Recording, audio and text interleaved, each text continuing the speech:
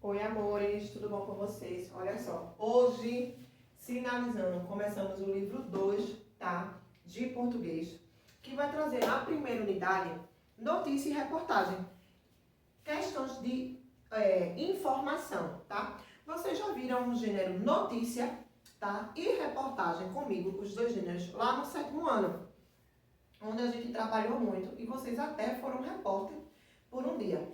O livro, na página 8, ele vem pedir para fazer uma missão de repórter, tá? Entre os trabalhos que eu já passei para vocês, eu não acho interessante a gente se pautar a isso. A única coisa que eu quero que vocês observem e prestem atenção que tem na página 8 é o seguinte, que diz assim: um repórter tem como missão levar diariamente informações e opiniões às pessoas.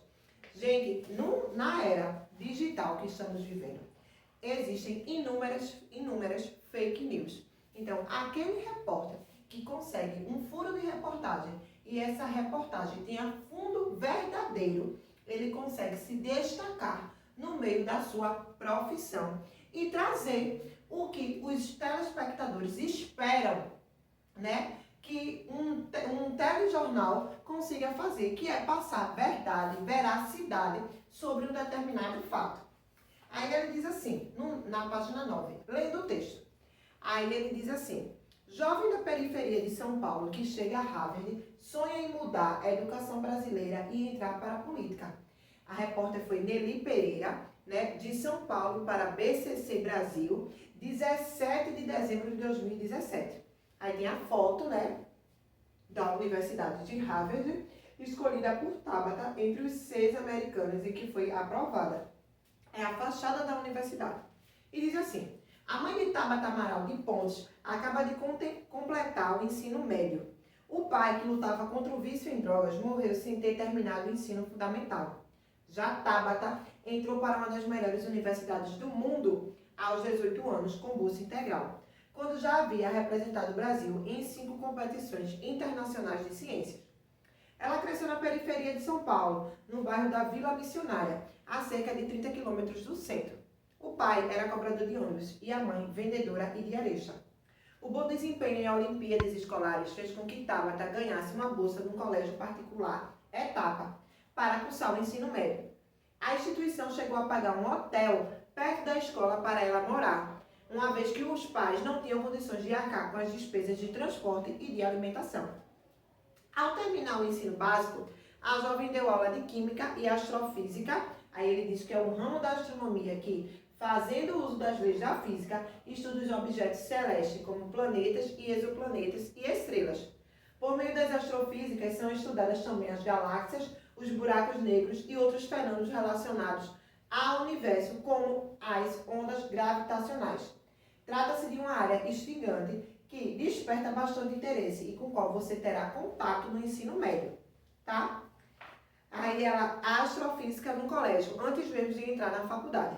Apesar de ter garantido uma vaga no curso de Física da Universidade de São Paulo, a USP, Tabata sonhava em estudar fora. Ela se candidatou então a bolsas de estudo e foi aceita em 6 das primeiras universidades americanas: Harvard, Yale, Columbia, Princeton, Pensilvânia e o Instituto de Tecnologia da Califórnia, Caltech. Optou por Harvard. Continua na página 10. Hoje, aos 23 anos, ela é formada em Ciências Sociais e Astrofísicas e é fundadora de 2 movimentos nacionais, o Mapa da Educação e o Acredito. Apesar da origem humilde, ela se recusa a atribuir suas conquistas à meritocracia, tá? Por muito tempo, a minha história foi contada quase como uma história de herói, de um exemplo de quem quer consegue, e é só se esforçar. Mas isso não está certo. De fato, eu me esforcei muito, mas é preciso ter acesso a oportunidades. E a crença de que você pode sonhar diferente, sonhar grande, afirma. Mas a gente está em um país onde há muitas desigualdades. Minha crítica não é quanto à meritocracia em si, mas em querer aplicar a meritocracia quando o ponto de partida é desigual, acrescenta. Tabata conversou com a BCC Brasil do aeroporto de São Paulo, após dar uma palestra em uma escola pública. De lá, seguiria para o Rio de Janeiro e Salvador, onde também participaria de um evento com alunos da rede pública.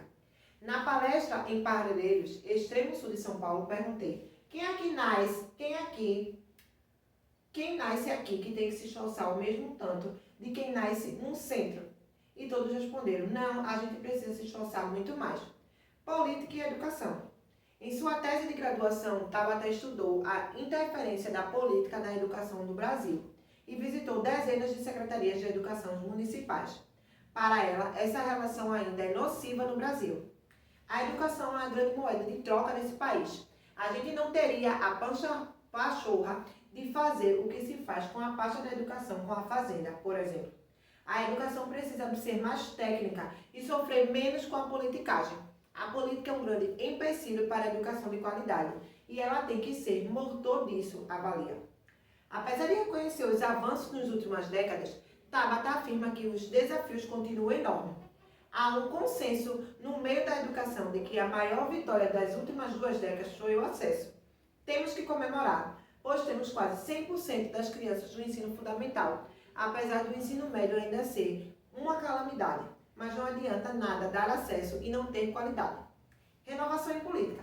Ainda no ensino médio, Tabata se destacava nas ciências exatas. Foi campeã de diversas Olimpíadas escolares e colecionou medalhas de Química, Matemática e Robótica, entre outras. Mas, ao ser aprovada em Harvard, perdeu o pai para as drogas e viu o irmão mais novo, Alan, aluno de escola pública, desistir de fazer faculdade ao não conseguir passar em nenhum vestibular. Esse cenário, aliado à vontade de transformar a educação pública, levou a jovem a escolher o curso de Ciências Políticas, deixando a astrofísica como segunda opção.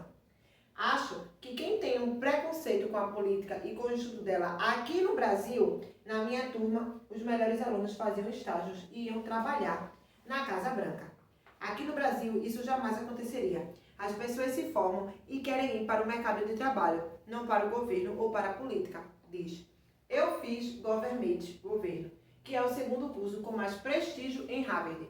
Isso também não aconteceria aqui. A gente olha como se tudo fosse sujo, corrupto, algo com que a gente não se quer envolver, acrescenta. Tabata quer se envolver e já começou a organizar algumas iniciativas, tá? Realmente, é o que pensamos sobre a política. A gente diz assim, eu que não quero me candidatar, claro, para ser corrupto igual a eles, para ser chamado de ladrão, porque o sistema político brasileiro, ele anda tão defasado, tão pobre de pessoas que têm um espírito renovador, como era o de Tabata.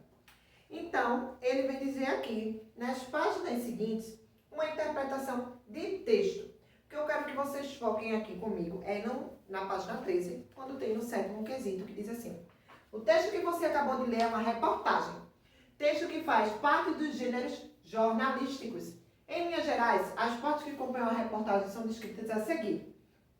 Título ou manchete. Título principal da reportagem, que geralmente é escrito com letras maiúsculas em destaque. Vamos voltar lá no texto de Tabata para a gente descobrir quem é o título. O título é: Jovem da periferia de São Paulo que chegou a Harvard sonha em mudar a educação brasileira e entrar para a política. Expliquei lá no 7º ano. Título auxiliar ou subtítulo. Um complemento do título principal, que visa proporcionar um maior interesse por parte do interlocutor. Também é conhecido como linha fina. Geralmente é aquilo que vem embaixo, tá? Aqui, no caso, não tem. Diz assim, imagem. Recurso que pode não estar presente. É uma estratégia para chamar a atenção dos leitores. Nesse aqui tem, que é a fachada, né? Da Universidade de Harvard. Lire, pequeno resumo que aparece depois do título, nas linhas iniciais da matéria, para chamar a atenção do leitor. Pode responder as seguintes questões: como, onde, quando, porquê, quem, ou apenas funcionar como uma prévia do assunto que será tratado no corpo do texto. Nessa reportagem aqui, nessa notícia aqui, também não tem a lead, tá, gente? E vocês lembram que eu sempre dizia a vocês, aqui embaixo, aqui da foto, embaixo da foto vem dizendo alguma coisa. Fulaninho de tal, aluno do 9º ano ganhou sei o quê, para depois começar a notícia. Corpo do texto, desenvolvimento do assunto abordado. É um texto maior do que a notícia, com linguagem direcionada ao público-alvo. Então, ele está dizendo assim, sabendo disso, responda o que se pede. Letra A, transcreva a manchete e o subtítulo da reportagem lida. Aí a manchete diz assim: jovem da periferia de São Paulo que chegou a Harvard e sonha em mudar a educação brasileira e entrar para a política.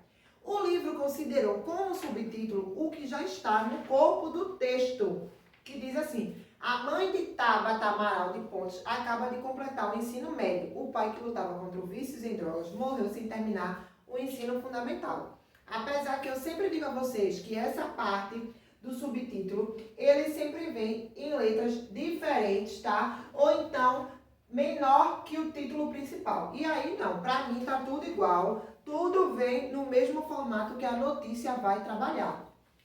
Então ele diz assim: B, indique no primeiro parágrafo os elementos correspondentes ao lead, como, onde, quando, por que e quem. Então, como? Com a Bolsa Integral de Estudantes, onde? Em uma das melhores universidades do mundo, Harvard. Quando? Aos 18 anos, quando já havia representado o Brasil em 5 competições internacionais de ciências. Por quê? Para fazer faculdade. E quem? Tabata. Tá? No oitavo diz assim: em quantas partes essa reportagem está dividida? Cada uma dessas partes está indicada. Esta reportagem está dividida em 3 partes. Cada uma delas representa um título e 2 subtítulos, que são, respectivamente, jovem da periferia de São Paulo chegou a Harvard e sonha em mudar a educação brasileira e entrar para a política. E renovação e política, tá? E qual é a função das aspas apresentadas ao longo do texto? As aspas é para marcar a fala de Tabata, tá? Quando ela precisa falar, então a gente bota as aspas, certo? Então, hoje é a nossa aula, tá? Lembrando que essa atividade está no livro 2, vou deixar as páginas bem certinhas que vocês devem realizar no plural. Beijos!